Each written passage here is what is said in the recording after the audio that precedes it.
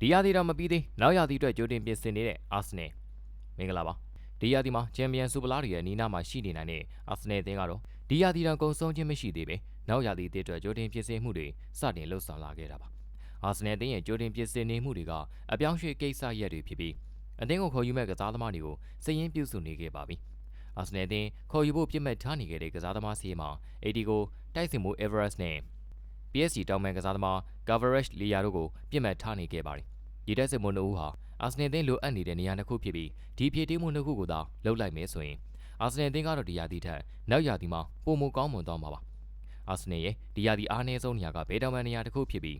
နောက်ရာသီမှာတော့အာဆနယ်အသင်းဟာဘဲတောင်ပန်နေရာကိုအကြီးစားပြင်ဆင်သွားတော့မှာပါဘဲတောင်ပန်နေရာအတွက်မာတင်နယ်လီကိုရောင်းချသွားနိုင်ခြင်းများနေပြီးဒိုးတဲ့ကြံရှိတော့မယ်ထရော့ဆက်နေရာအတွက် PSG အသင်းရဲ့တောင်ပန်ကစားသမား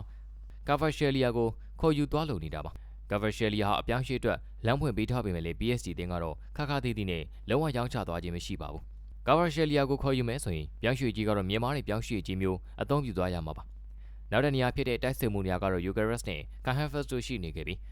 ဒီနေသားကတော့ Arsenal အတွက်နောက်ထပ်တိုက်စစ်မှုတအုပ်ကိုလိုအပ်လို့လားအာတီတာဟာမန်စီးတီးအသင်းရဲ့တိုက်စစ်မှုတွေဆိုရင်သဘောကျလေးရှိပြီးဂျေဆူးပြီးရဲ့နောက်မှာနောက်ထပ်မန်စီးတီးတိုက်စစ်မှုဖြစ်ခဲ့တဲ့ Everest ကိုခေါ်ယူဖို့သဘောကျနေပြန်ပါတယ်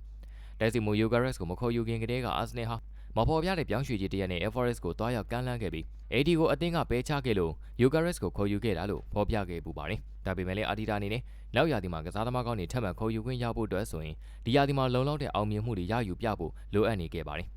အာဆနယ်အသင်းဟာကာရာဘောင်းစူပလာကိုလက်လွတ်ခဲ့ရပြီးပါပြီနောက်တဲ့စူပလာ၃လုံးလမ်းကြောင်းမှာရှိနေသေးပြီးအာဆနယ်တို့ဒီစူပလာ၃လုံးတွေကဘယ်စူပလာကိုမှအပိုင်သေးကြစွာရရှိမယ်လို့မသေးကြသေးပါဘူး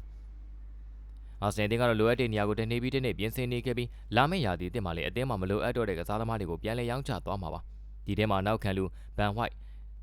တောင်မန်ကမာတင်နယ်လီတိုက်စစ်ကဂျေဆူးတို့ပါဝင်သွားဖို့ရှိနေပြီးတခြားသောအသင်းနဲ့အမွေနဲ့ကစားသမားတွေကိုလည်းရောင်းချသွားဖို့လှုံ့ဆော်ခဲ့ပါတယ်စူပလာတွေနဲ့အနီးစပ်သုံးကိုရောက်လာတဲ့အာဆနယ်အသင်းကိုအသင်းပိုင်ရှင်တွေကလည်းရင်းနှီးတဲ့ရင်းနှီးမြုပ်နှံမှုတွေလှုံ့ဆော်ပေးလာပြီး